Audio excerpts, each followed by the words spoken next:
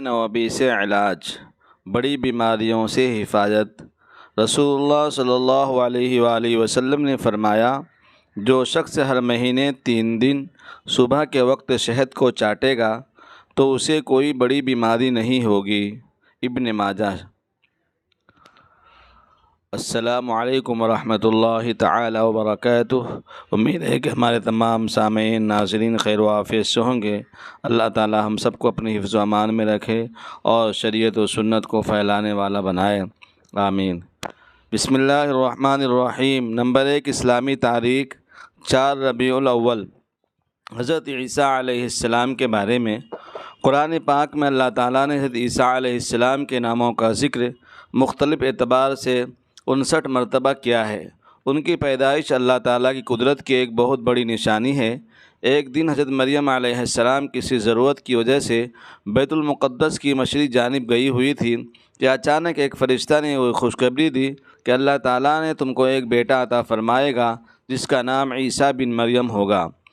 حضرت مریم علیہ السلام نے کہا، میری تو شادی بھی نہیں ہوئی، لڑکا کیسے ہوگا؟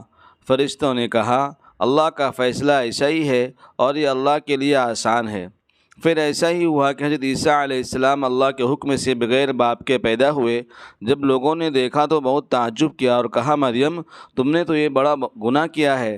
حضرت مریم علیہ السلام نے کوئی جواب نہیں دیا بلکہ بچے کی طرف اشارہ کر دیا اور بچہ بول پڑا، میں اللہ کا بندہ ہوں، اس نے مجھے کتاب دی ہے اور نبی بنایا ہے، میں جہاں کہیں بھی رہوں خدا نے مجھے بابرکت بنایا ہے اور آخری دم تک اللہ نے مجھ سے نماز پڑھنے اور زکوٰۃ ادا کرنے کا حکم دیا ہے اور اپنی ماں کا فرما بردار بنایا ہے۔ میری پیدائش، میری وفات اور پھر دوبارہ زندہ ہونا میرے لیے خیر و برکت اور سلامتی کا ذریعہ ہے۔ بچے کی ایسی باتیں سن کر قوم حیران رہ گئی اور حضرت مریم علیہ السلام سے ان کی بدگمانی عقیدت میں محبت میں بدل گئی۔ نمبر 2، حضور کا معجزہ۔ ملک شام میں موتا نامی ایک مقام پر جنگ ہو رہی تھی۔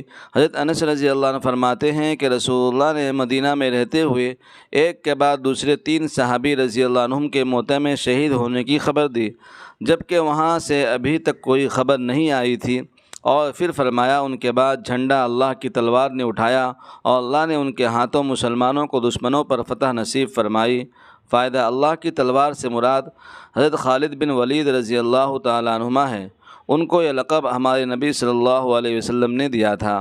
نمبر 3، ایک فرض کے بارے میں قرآن میں اللہ فرماتا ہے، تمہارے لیے تمہاری بیویوں کے چھوڑے ہوئے مال میں سے آدھا حصہ ہے جبکہ ان کی کوئی اولاد نہ ہو، اور اگر ان کی اولاد ہو تو تمہاری بیویوں کے چھوڑے ہوئے مال میں تمہارے لیے چوتھائی حصہ ہے، تمہیں یہ حصہ ان کی وصیت اور قرض ادا کرنے کے بعد ملے گا۔ نمبر 4، ایک سنت کے بارے میں جب کوئی مصیبت یا آزمائش میں پڑ جائے تو اس دعا کو زیادہ سے زیادہ پڑھے، لا الہ الا انت سبحانک انی کنت من الظالمین۔ آپ کے سوا کوئی عبادت کے لائق نہیں، آپ تمام عیبوں سے پاک ہیں، بے شک میں ہی قصوروار ہوں۔ نمبر 5، ملاقات کے وقت سلام اور مصافحہ کرنا۔ رسول اللہ نے فرمایا، جب 2 مسلمان ملاقات کے وقت مصافحہ کرتے ہیں اور اللہ تعالیٰ کی تعریف کرتے ہیں اور اللہ تعالیٰ سے مغفرت طلب کرتے ہیں، یعنی مصافحہ کے وقت یغفر اللہ لنا ولکم اور مزاج پرسی کے وقت الحمدللہ کہتے ہیں تو ان کی مغفرت کر دی جاتی ہے۔ نمبر 6، گناہ کے بارے میں قرآن میں اللہ فرماتا ہے، جو لوگ اللہ کی کتاب کے احکام کو چھپا کر دنیاوی مال و دولت حاصل کرتے ہیں وہ لوگ اپنے پیٹوں میں آگ بھر رہے ہیں۔ قیامت کے دن اللہ تعالیٰ نہ ان سے کلام کرے گا اور نہ ان کو گناہوں سے پاک کرے گا اور ان کو دردناک عذاب ہوگا۔ نمبر 7، دنیا کے بارے میں قرآن میں اللہ فرماتا ہے، تم لوگوں کو جو کچھ دیا گیا ہے وہ صرف دنیاوی زندگی کا سامان ہے اور جو کچھ اجر و ثواب اللہ کے پاس ہے دنیا سے کہیں زیادہ بہتر باقی رہنے والا ہے، صرف مومنین اپنے رب پر بھروسہ رکھنے والوں کے لیے۔ نمبر 8، آخرت کے بارے میں رسول اللہ نے فرمایا، ایک پتھر کو جہنم کے کنارے سے پھینکا گیا، وہ 70 سال تک اس میں گرتا رہا مگر اس کی گہرائی تک نہیں پہنچ سکا۔ نمبر 9، طب نبوی سے علاج، بڑی بیماریوں سے حفاظت۔ رسول اللہ نے فرمایا، جو شخص ہر مہینے 3 دن صبح کے وقت شہد کو چاٹے گا تو اسے کوئی بڑی بیماری نہیں ہوگی۔ نمبر 10، نبی صلی اللہ علیہ وسلم کی نصیحت۔ رسول اللہ نے فرمایا، جب تم میں سے کسی کو چھینک آئے الحمدللہ کہے تو تم اس کے لیے یرحمک اللہ کہو، اور اگر وہ الحمدللہ نہ کہے تو تم پر یرحمک اللہ نہ کہو۔ اللہ تعالی ہم سب کو ان کہی سنی باتوں پر عمل کرتے ہوئے اس کو آگے پھیلانے کی توفیق عطا فرمائے۔ وآخر دعوانا